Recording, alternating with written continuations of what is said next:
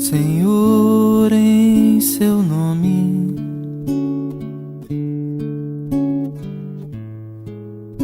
Senhor, em seu nome,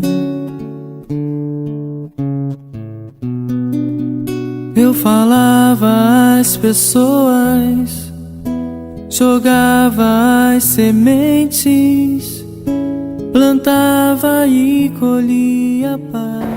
Boa noite a todos. Que Jesus abençoe nosso propósito de estudo mais essa noite. Agradecendo a Deus pela vida e pela oportunidade de estarmos reunidos essa noite para estudos. Possivelmente alguns tenham perguntado por que estudar Atos dos Apóstolos. Primeiro, que Atos dos Apóstolos é o quinto livro do Novo Testamento. Segundo, que a doutrina espírita é uma doutrina eminentemente cristã. Terceiro, que o próprio codificador, com certeza, como sabemos, folheou, leu, releu e pesquisou o Evangelho diversas vezes, porque nós temos no Evangelho segundo o Espiritismo partes retiradas do Novo Testamento, como nós sabemos. Primeiramente, o codificador utiliza uma passagem do Evangelho, depois ele dá um parecer sobre o ponto e depois nós temos a comunicação dos Espíritos sobre aquele ponto, alicerçando ainda mais os ensinamentos.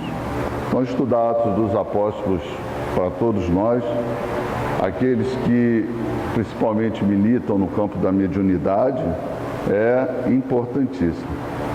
Bom, é importante também salientar que, num determinado momento, como muitos de nós aqui, faz uma consulta sobre um determinado ponto a ser estudado, não é?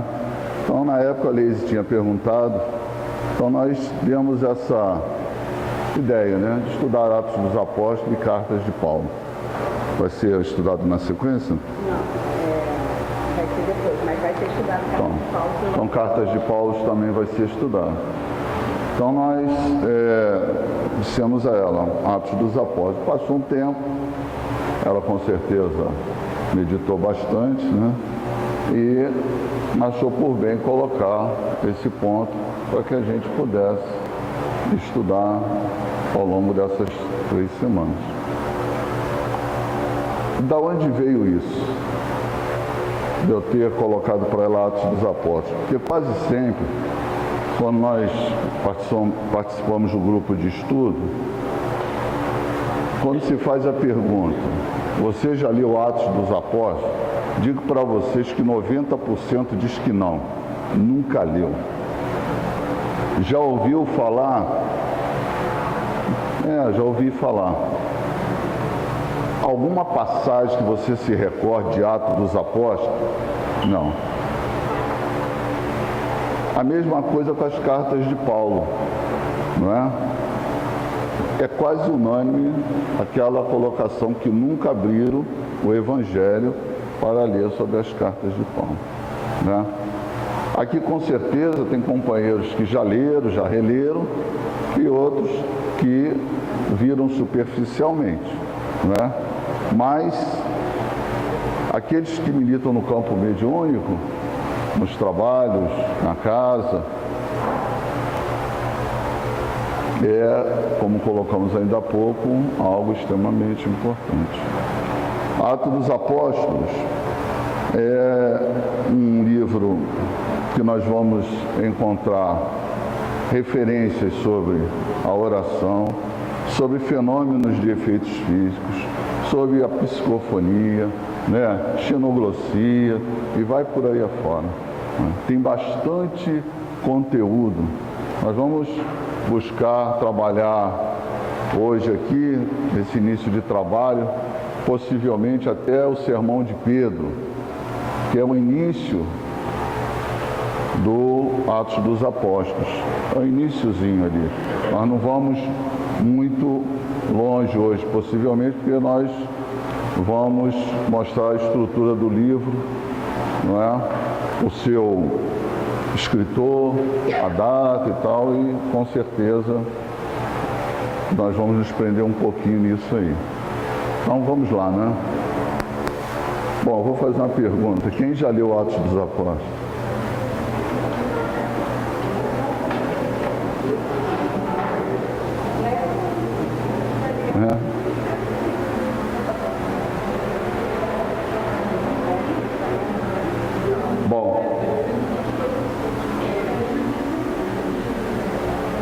Vamos iniciar com essa passagem do Evangelho. Quem já leu o livro de Marcos? Quem já leu o livro de Marcos? Marcos, como nós sabemos, é um dos 4 evangelhos, não é? Se eu for fazendo perguntas, por exemplo, quem leu Mateus? Quem leu Lucas? Quem leu Marcos? Quem leu João? Não é? É legal pegar o assunto e comparar com os 4 fatos também, né? É interessante. Ele está falando aqui da comparação dos livros, os sinóticos, não é? Justamente. Se você colocar ele, coluna, uma do lado da outra, eles... Isso. Viu? Nos 4 livros, eles batem ali, não é? Isso aí mesmo. Então, Marcos 16, 15. Ide por todo o mundo e pregai o Evangelho a toda criatura. Isso aí são palavras de Jesus, ainda quando estava entre os apóstolos, antes da crucificação, não é? Primeiramente, nós vamos observar que Jesus chama 12 para fazer parte do seu colégio apostólico e começa a trabalhar com esses 12, dia após dia. Ao longo desse período que Jesus esteve entre nós, não é? Eles receberam informações a respeito do reino de Deus. A gente sabe perfeitamente que Jesus falava à multidão, a um grupo pequeno, mas se recolhia em períodos com os apóstolos reservado e ia falando para eles sobre as coisas do reino. Na verdade, era um grande processo de estudo. Vou deixar isso assim para a gente pensar. Já era um grande processo de estudo, porque Jesus sabia perfeitamente que num determinado momento, não é? Ele deixaria aqueles homens e aquela mensagem deveria continuar. Bem, ainda no Evangelho, nós vamos observar que depois dos 12, vem os 70. Reúne Jesus 2 a 2 e manda as cidades e povoados falar sobre o reino de Deus, sobre a vinda do reino de Deus. E eles vão 2 a 2. Jesus faz uma advertência para que eles não entrassem na cidade dos samaritanos. Correto? A gente vai ver isso daqui a pouco. Então Jesus faz uma advertência: vocês vão, mas não vão entrar na cidade dos samaritanos. Vão aos povoados, vão falar sobre as coisas do reino. Ao chegarem lá, se forem bem recebidos, ministrem um ensinamento. Se não forem bem recebidos, voltem, sacudam a poeira das sandálias e retornem, não é? É interessante, eu vou fazer um link aqui com o livro dos médiuns, não é, que de certa forma todos nós já estudamos, aonde Allan Kardec chama-nos a atenção a respeito de como nós devemos lidar com aqueles que ainda não são espíritas, ou mais voltado à parte materialista, perguntar se eles acreditam na sobrevivência da alma. no mundo espiritual e em Deus. Se eles disserem que não acreditam, não adianta você ficar perdendo tempo, correto? Vamos fazendo um link. Então Jesus diz, vai às cidades, se eles aceitarem, vocês fiquem lá e falem sobre o reino. Se não aceitarem, vocês sacudam as sandálias, né? A poeira das sandálias e retornem. Então, de 12, nós já estamos vendo aí 70. Já passou o número de 70.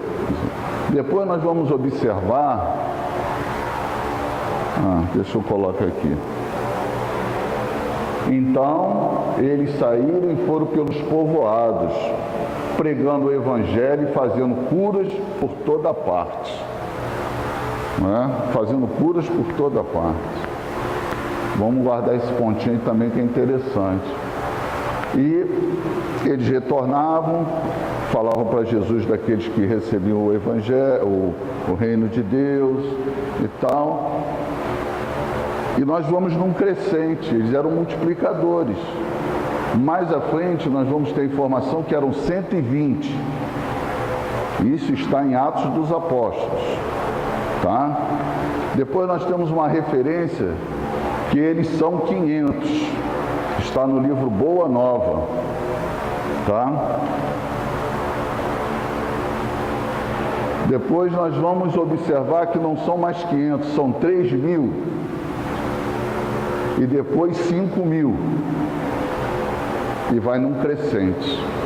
Então, o Atos dos Apóstolos, ele é uma forma, mostra para nós assim, bastante intensa a expansão do cristianismo primitivo.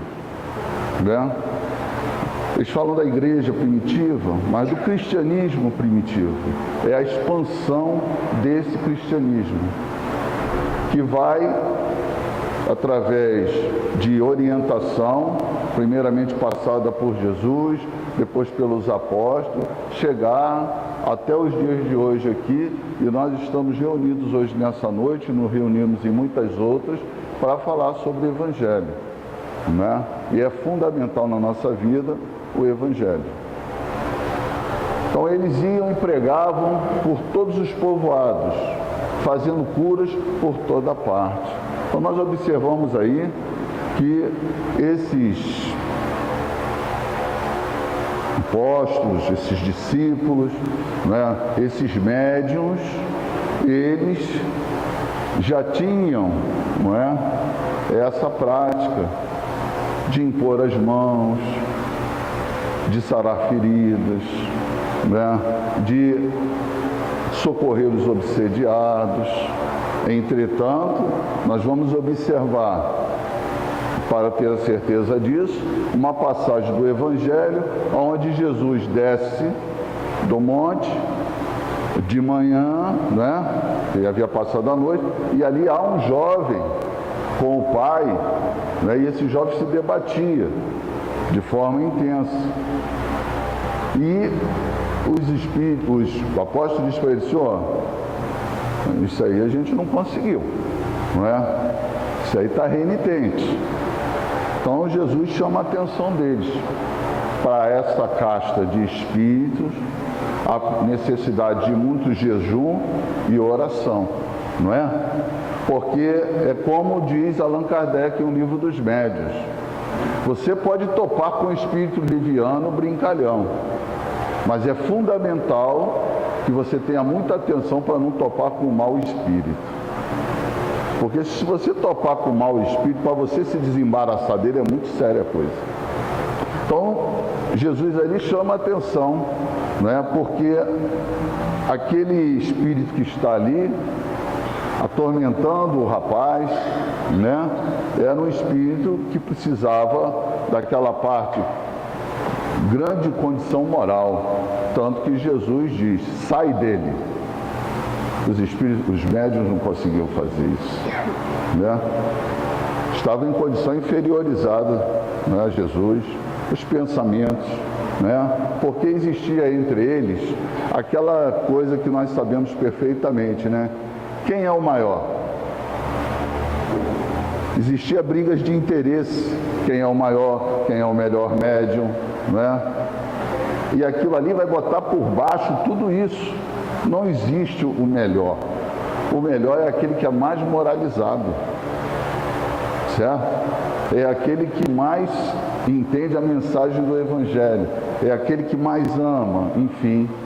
Então Jesus dali chega para lá, usar essa expressão, naquele momento, aqueles apóstolos que não deixam de ser médiuns, correto? Não deixam de ser os médiuns daquele momento, que estão ali junto deles.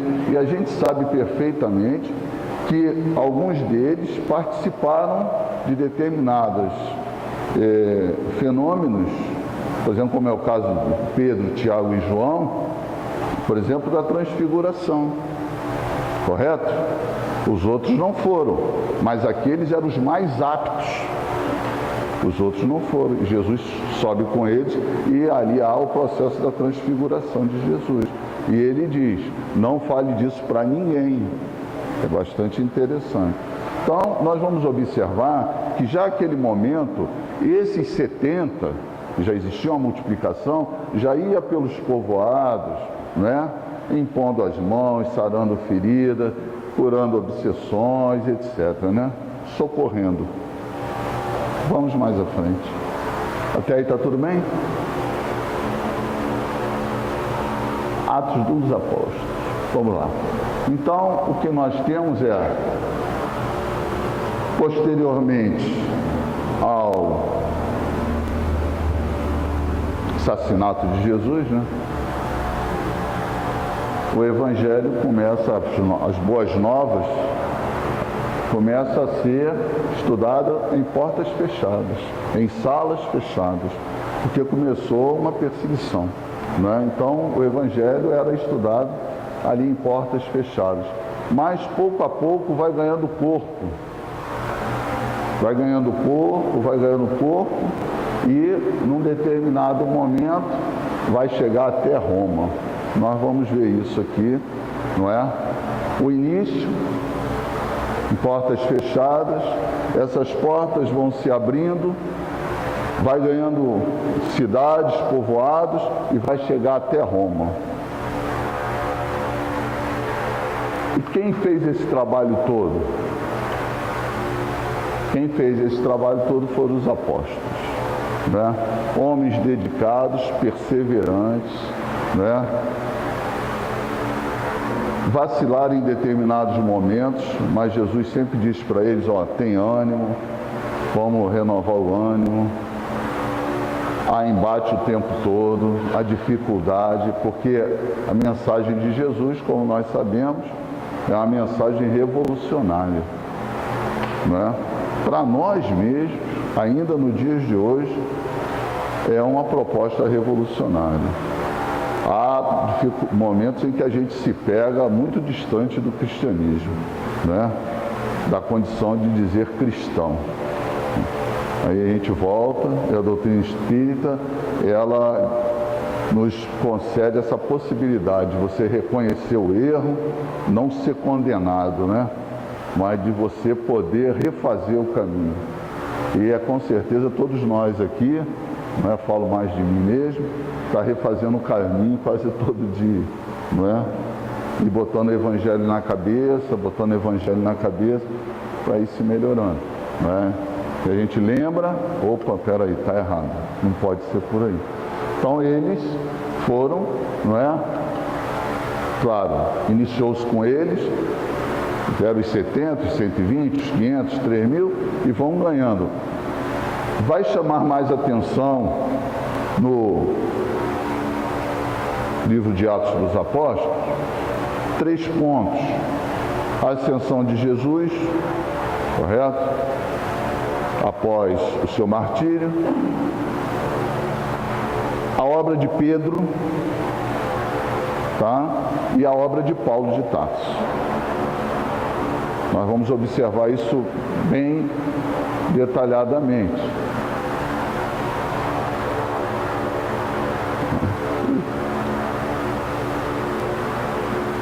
Vamos lá. Atos dos Apóstolos acompanha em particular as atividades de Pedro e Paulo e os atos do Espírito Santo. E Espírito Santo, pode falar de Espírito Santo? Não é? Vamos lá. Espíritos santificados na luz e no amor, cooperadores do Cristo desde os primeiros tempos da humanidade.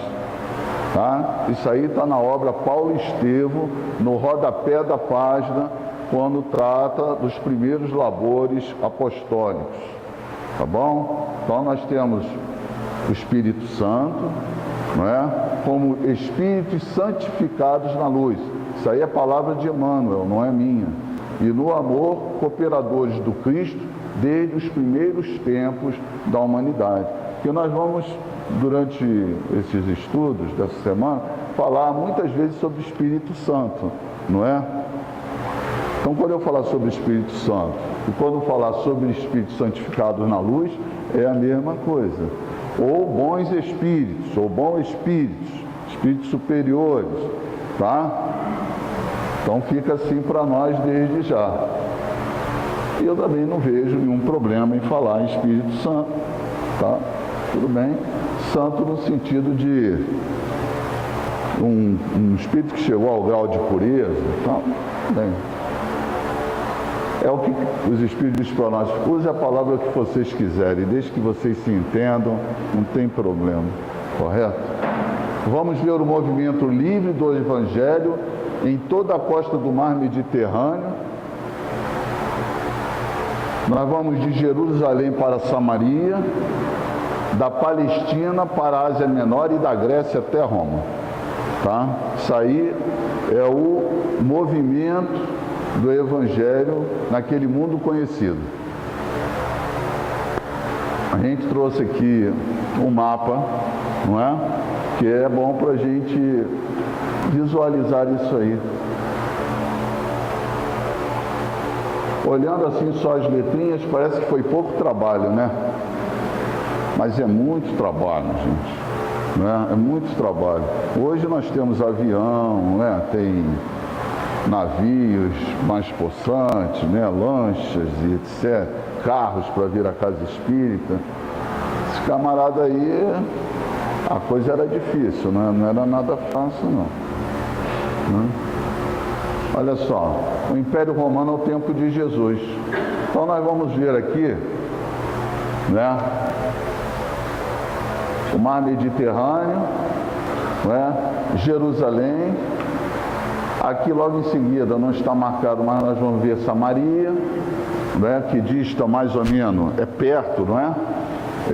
Dista mais ou menos uns 33 quilômetros, segundo informações que a gente coletou, de Jerusalém, né? Antioquia, onde nós vamos ter o grande encontro de Lucas com Paulo, né?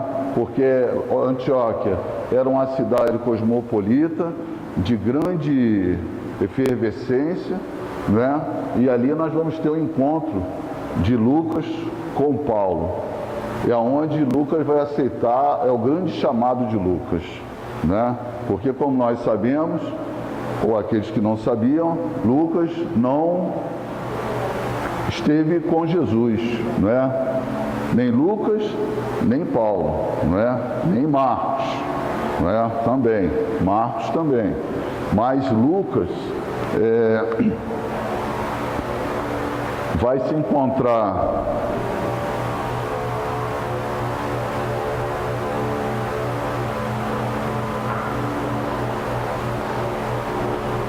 aqui. Lucas vai se encontrar com Paulo então aqui em Antioquia. Por que ele se encontra com Paulo em Antioquia? Porque ali era um lugar onde tinha grande comércio, né? E ele era muito jovem e ele queria conhecer as coisas, então ele é um pesquisador, é um historiador. Aí ele acaba se encontrando com Paulo ali.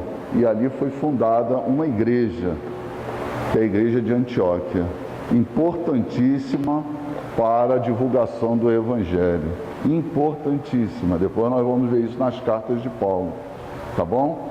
Então, todo esse toda essa área aqui, né, nós vamos ter, pouco a pouco, a invasão do Evangelho. Éfeso, onde estava a mãe de Jesus, para onde ela foi posteriormente, Tessalônica, né, onde tem uma outra igreja, né, Corinto, na Grécia, né, aqui, isso é interessante. Então os camaradas tinham que ir ali nos barquinhos, né, e tal, caminhar a pé, lugares pedregosos, tal.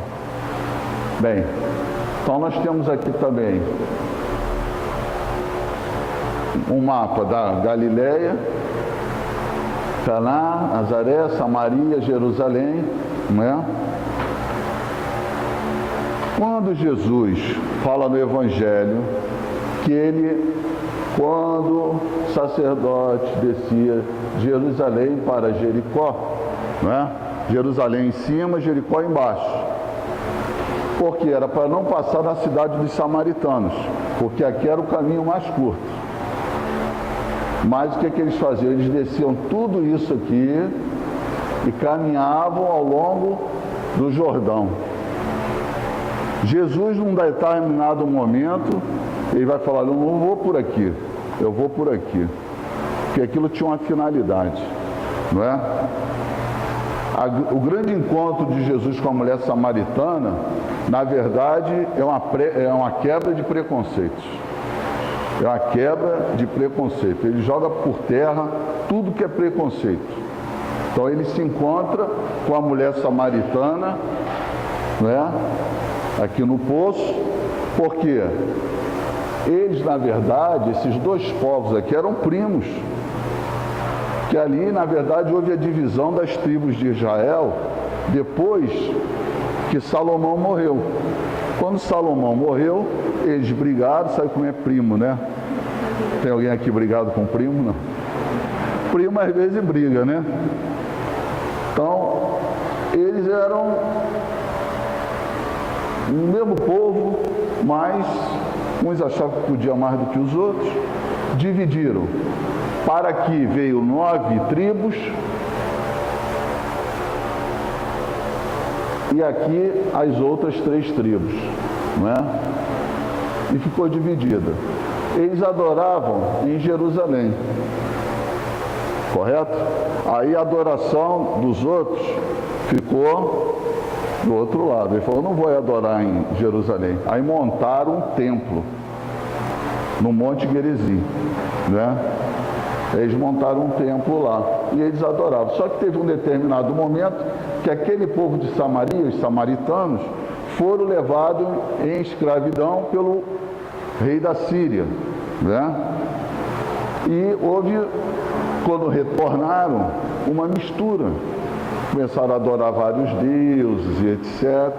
E voltaram com aquilo, passado um longo tempo. Posteriormente também, os judeus aqui foram levados também em cativeiro para a Babilônia, tá bom? Mas eles retornam depois ao local, tá bom? Então é só para dar uma ideia para nós aqui. Olha a situação: Monte Gerizim, Siquém, Monte do Ebal. Então a distância era relativamente pequena, né? Bom, a gente está botando aqui mais próximo para ver que a coisa não era tipo assim, um está aqui, o outro está lá na Argentina, ou está no Rio Grande do Sul. A distância é pequena, não é? Bem pouco, né? 33, 100 quilômetros é pouco coisa, né? Então, aí está entendido, gente? E Jesus pregava por ali, ó, Caná, Mar da Galileia, Cafarnaum, né? Andava por ali, tá bom? Bom, teve um camarada que escreveu esse livro, né? Teve um camarada que escreveu esse livro, Lucas. Tem uma data, segundo alguns, acham que foi datado aí do ano de 65, 64. Outros acham que pode ser mais elástico esse tempo, não é? Mas nós vamos chegar ao capítulo 28 de Atos dos Apóstolos, e não vamos observar ali comentários a respeito da execução de Pedro, correto? Não tem esse registro ali em Atos dos Apóstolos, tá? Ele acha que, alguns acham que pode ter sido antes, mas fica aí as datas para nós. 60, 64, outros vão até de 75 a 80, mas está dentro desses 100 anos aí. E tem um público para quem foi escrito esse livro, não é? Mas vamos falar um pouquinho de Lucas. Quem era Lucas? Lucas é um cidadão grego, não é?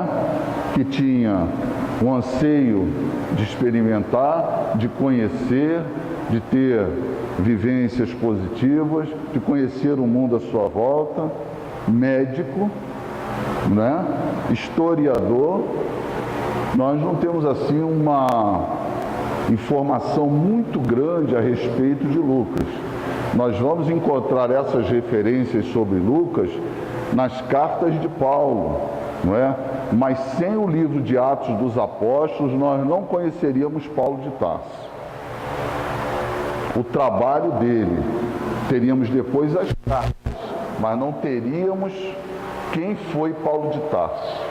Porque a gente já conhece quem foi Pedro, que está no Evangelho, né, de Mateus e tal, mas nós não conheceríamos Paulo de Tarso. Toda aquela modificação, né, aquilo que aconteceu com ele e tal, está registrado em Atos dos Apóstolos. Então, isso é bastante interessante, porque depois nós teríamos as cartas de Paulo e perguntaria quem foi Paulo. Né? Seguiu Jesus, não chegou, ficaria um espaço. Mas através de Atos dos Apóstolos nós temos a informação do grande trabalho de Paulo de Tarso. Não é? Então, Lucas, a princípio, é um historiador, um estudioso, um médico, alguém que ia aprender, tinha possivelmente condições, pelo que se relata, financeiras para isso, não é? No livro O Médico de Homens e de Almas, de Taylor Caldwell, ela chama a atenção, que é um romance, na verdade, não é? Mas que fala de Lucas. Alguém já leu esse livro? Não? Então vocês vão ler nesse livro, ela traz de forma romanceada a vida de Lucas, né? Dizendo que desde jovem ele, Lucano, não é? Já falava do Deus desconhecido. É bastante interessante. Ele já falava desse Deus desconhecido. E que depois o seu pai morre e ela relata para nós que ele cresce e é enviado para estudar nas universidades da época, né? Então ele se forma em médico, mas sempre foi aquele homem bom, generoso, amigo. Isso é bastante legal. E isso está no livro O Médico de Homens e de Almas. Semana que vem, posso até trazer o livro, mostrar. Ela diz para nós que tudo aquilo ali é fruto de pesquisas de longo tempo, de passagem do Evangelho, daqueles que escreveram sobre Lucas, então ela formou esse livro. Bom, e quem é o público que se destinava a esse livro? Será que tinha um destino? Qual seria o público?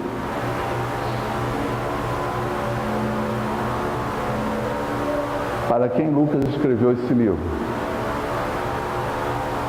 Vamos lá.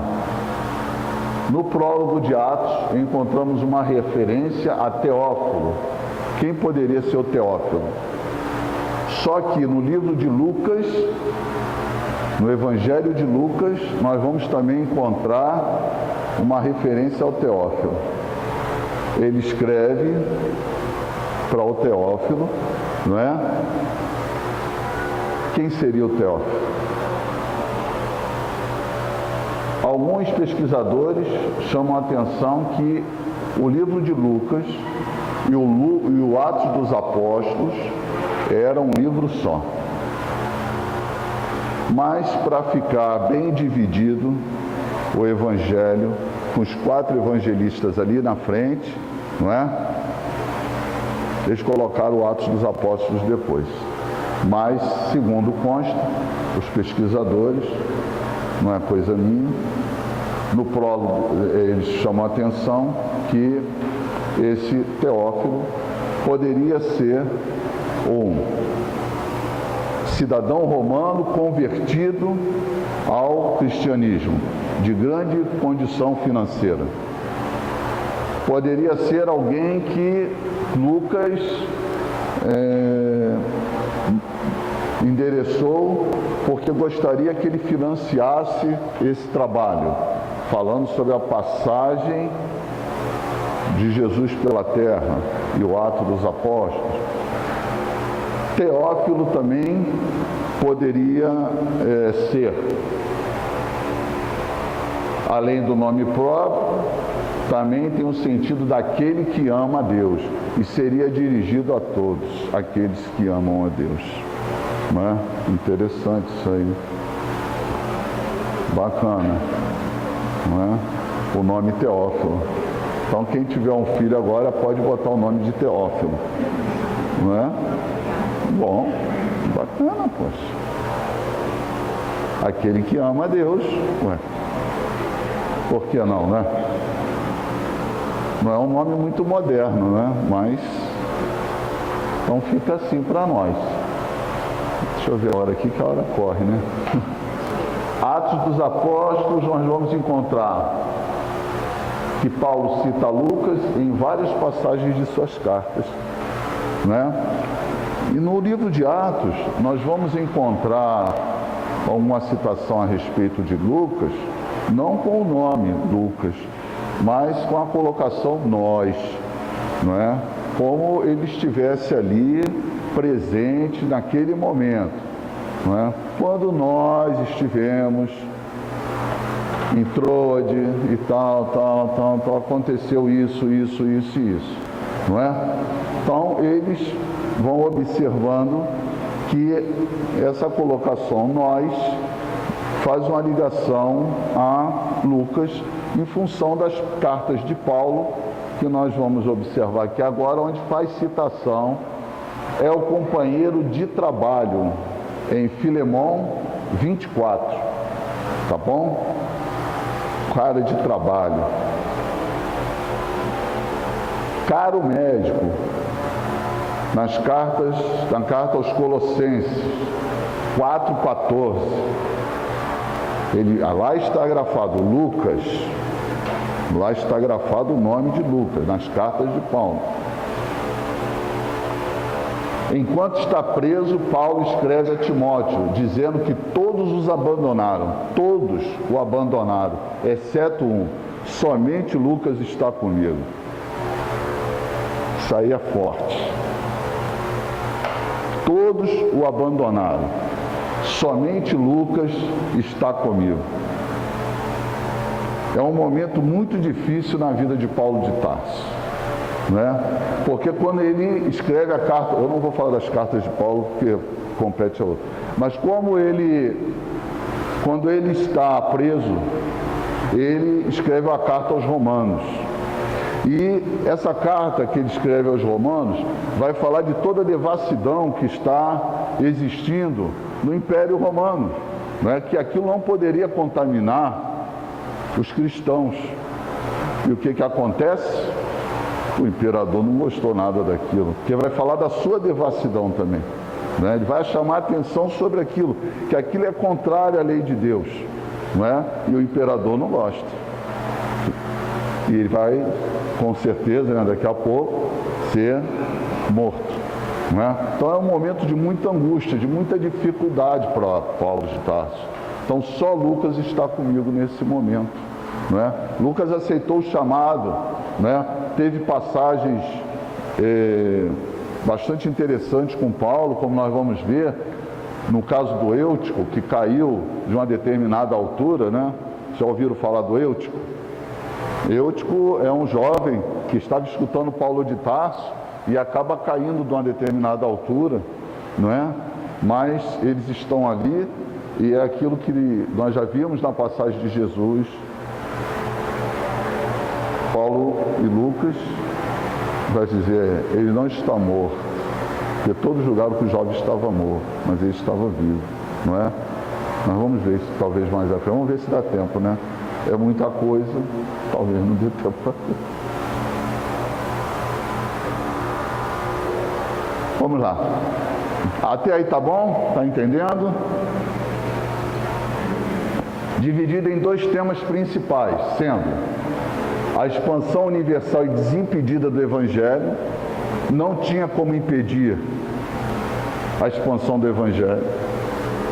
Alguns tentaram, né? A gente sabe disso, mas não tinha como impedir a expansão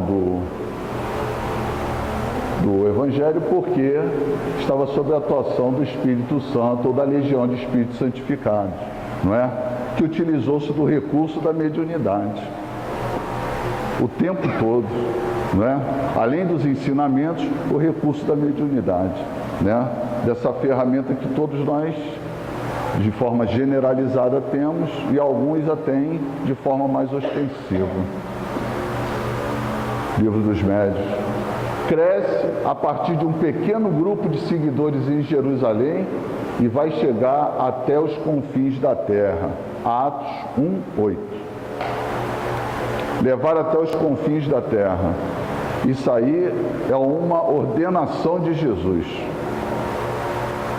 Após o seu martírio, nós vamos observar que Jesus vai ocorrer a ascensão, não é? Vai ocorrer a desencarne, mas ele, num determinado período, ele aparece aos apóstolos durante 45 dias. E num determinado momento ele diz que é para levar o Evangelho até os confins da terra. Atos 1:8. Vamos lá. Segundo tema. Então, o primeiro tema é a expansão do Evangelho até os confins da terra. E sem impedimento, por mais que quisesse. Segundo tema é a separação entre o cristianismo e os judeus. Alguns dizem que as cartas de Paulo foi escrita justamente, Atos dos Apóstolos, foi escrito justamente para servir de defesa para Paulo, pois não existia ligação entre judeus e cristãos. Os cristãos não queriam o poder. A luta que havia era religiosa e não política, correto? De religião, porque se fosse política, afetava Roma, correto? E Roma não queria nada que mexesse com a ordem política deles. Mas o problema com os judeus era simplesmente religioso. E pouco a pouco, nós vamos lendo Atos dos Apóstolos e vamos observar o distanciamento que Lucas vai fazendo do cristianismo e do judaísmo. Tá bom?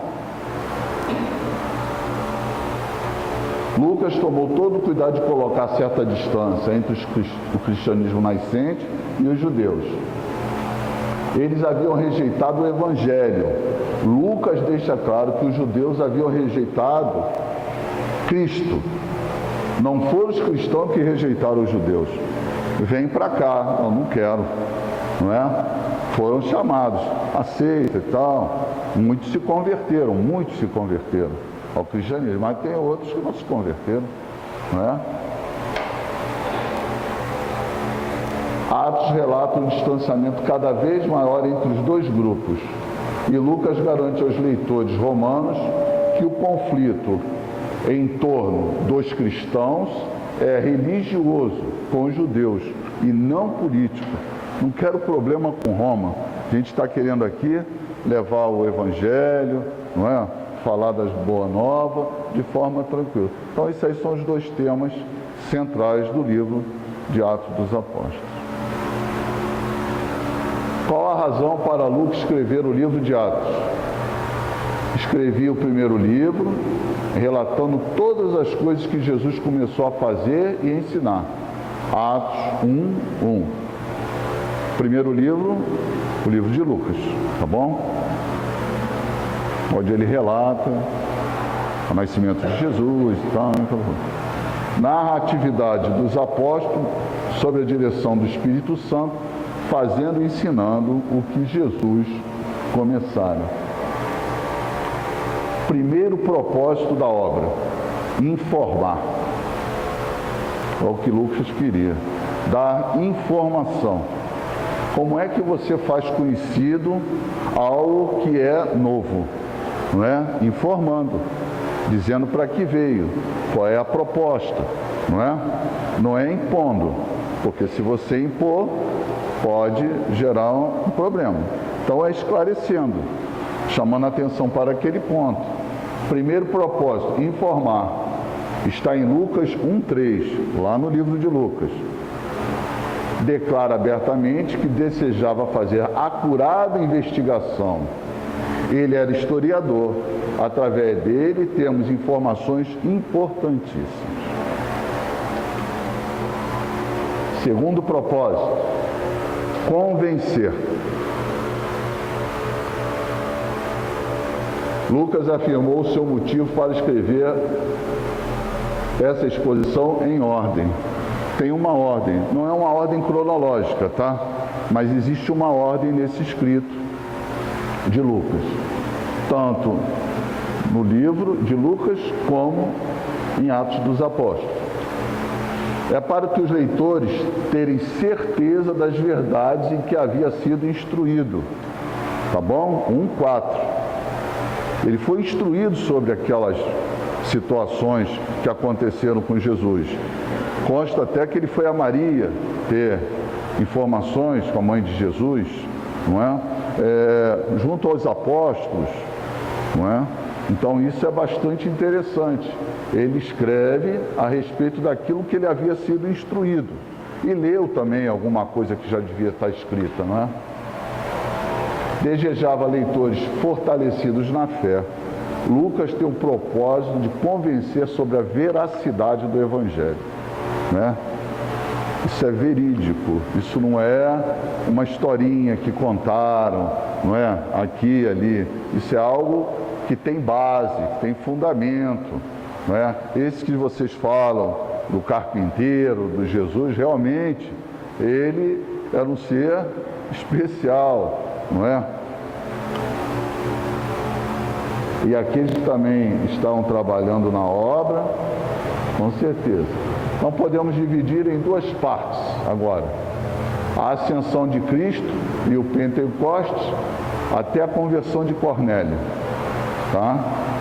E depois, como eu havia falado para vocês, que a parte de Paulo é o envio de Saulo a Barnabé para pregar os gentios. Aqui ainda é o Saulo, não é? Ainda não está usando aquele nome de Paulo, né? Vai mudar daqui a pouco. Então nós temos a ascensão, né? Já tem um fenômeno aqui de ordem bastante interessante, né? O nosso amigo Edgar me emprestou um livro, que é Atos dos Apóstolos, de Caibar Schutt, né? Também, onde nós temos aqui, no processo de ascensão de Jesus, processo de materialização e desmaterialização, fenômeno de efeito físico.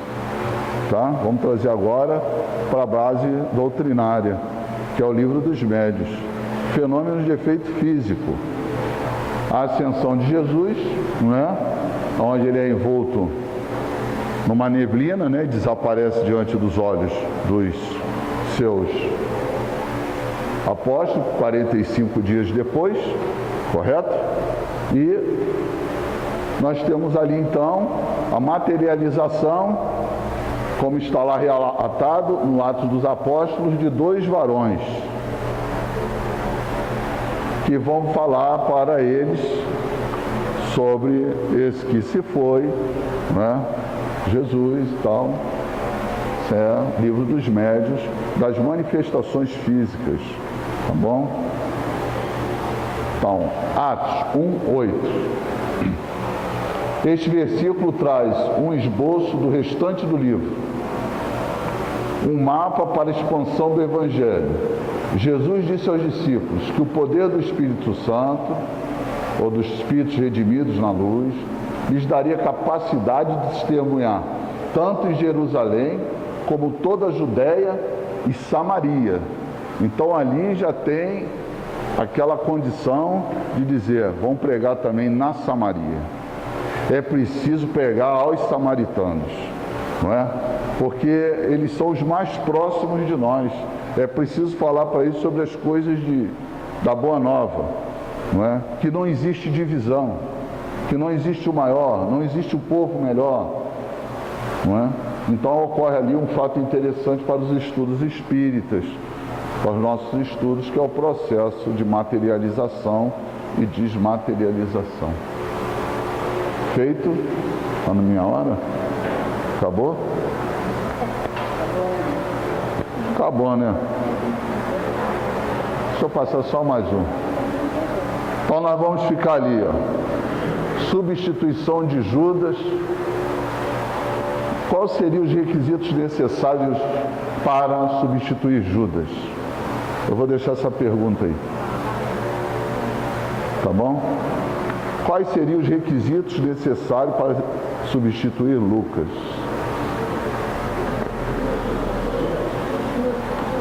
Judas. Lucas não, Judas. Primeiro eu falei Judas, não falei? Vocês desculpem a idade. Ah, tá bom. Então nós vamos ficar assim, nós vamos continuar na semana que vem, tá bom? Espero vocês de volta aí. Deu para arrumar na cabeça? Então tá bom. Valeu. Fiquem com Deus, uma boa noite, até a próxima.